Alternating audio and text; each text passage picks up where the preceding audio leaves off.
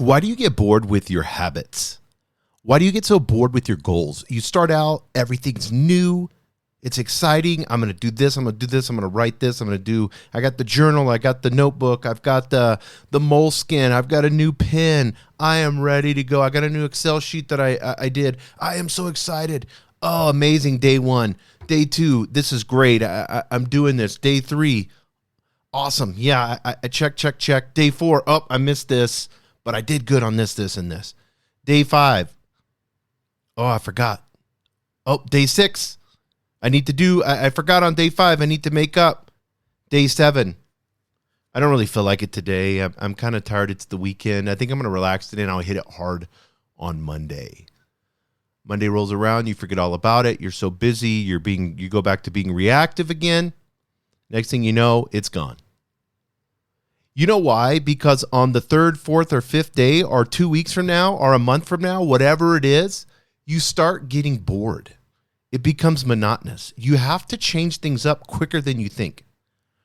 Let's use, for instance, let's say you've been running the same weightlifting routine for the past 3 months. You've got to change that up. Do something else. Do a HIIT, superset. You're like, well, that doesn't, who cares?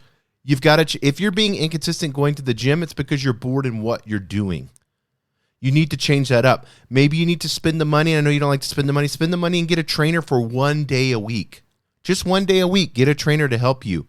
Say, hey, tell them straight up. Say, hey, I can only afford 1 day a week with you. The other days at the gym, I want you to show me new exercises. So I'm going to use you to show me new exercises.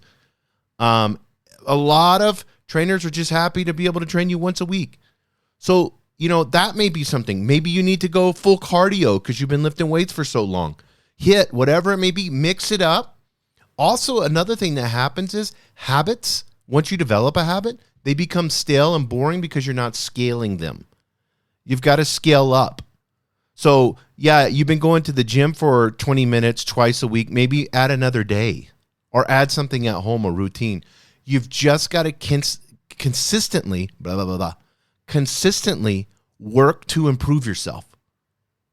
And you will not get bored, I guarantee you. And tweak it. What excites you? Think about it. Say, hey, okay, I'm kind of getting bored with this. I've skipped 2 days. I've done this. I've done that. I'm not happy with me being consistent. What would make me more consistent? What would make me more disciplined? Well, I'm going to reward myself and I'm going to buy this really expensive trip. I wanted to go to Italy or wherever, and I'm going to do this. That's what I do. I use trips. I just got back off of Florida. I went to Seattle, and I'm going to Barcelona next month. I use the trips to motivate me to get my work done because I'll procrastinate.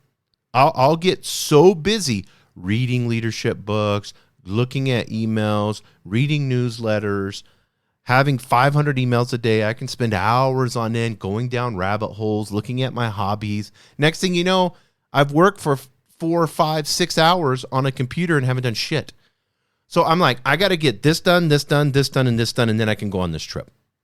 And it pumps me up because I have a timeline, and then I got to get this shit done. So big projects, if it's a huge project or a really big project, reward yourself, whatever it may be. I'm going to go on a trip. I'm going to go on a weekend trip. Do something big for yourself, especially if it's a milestone. I'm going to get down to, 210 pounds. When I get to 210, this is what I'm going to do for sure.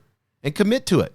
Say in 6 months, I'm going to get to 210. Well, get some plane tickets, a concert, whatever it is, commit to that and say, I am going on this trip. I'm going to this concert. I'm going to do this, or this, and I'm going to be at this weight, period.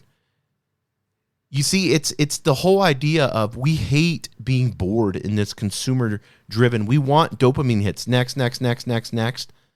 And discipline can be boring sometimes. Yeah, you're going to have those days you're not going to want to do it and you're going to half-ass it. But did you do it? I don't care if you half-assed it. Did you do it? And then ask yourself, self-awareness guys that talk about this every podcast, why did I feel like I needed to half-ass it today? I'll give you an example right now. I didn't want to do this podcast. And I'm like, why? Well, I kind of feel down a little bit today. I'm kind of just a little sluggish and tired. I just got back off the trip. It's a Saturday. But why don't I want to do this? I love doing this. It's my favorite thing to do. I love hearing feedback from you guys and seeing the downloads, and it's just so exciting. So why don't I want to do the thing that I love to do more than anything? Maybe I'm just a little physically tired from, the plane. So maybe I need to take a nap, get some rest, whatever it is. Maybe I need to listen to a podcast. So I started my meal prepping because I was like, I'm just going to start. Usually I do it on Sundays. I said, I'm going to do it today. And I'm going to start that. And then that kind of got me motivated. Next thing you know, I knocked out 3 podcasts just like that. Boom, boom, boom. So find out, ask yourself the questions, be self-aware. And I guarantee you, if you're stuck in a habit, if you're stuck in a goal, if you're not being consistent, make it more exciting. Give yourself a reward, a big reward. And if you don't have a lot of money, there's tons of rewards that you can do that doesn't require a shitload of money. There's all kinds of things you can do. Give yourself 3 days off where you're going to watch Netflix and you're going to eat bad food for 3 days. I got to 210. Give yourself a cheat day, a whole cheat day where you're just going to get McDonald's and donuts, whatever it may be. Reward yourself. And then lastly, scale it up. If you're starting to get where it's becoming too easy and monotonous, go through, review it, scale it up to what excites you. Not to just don't make it hard. Make it hard and exciting.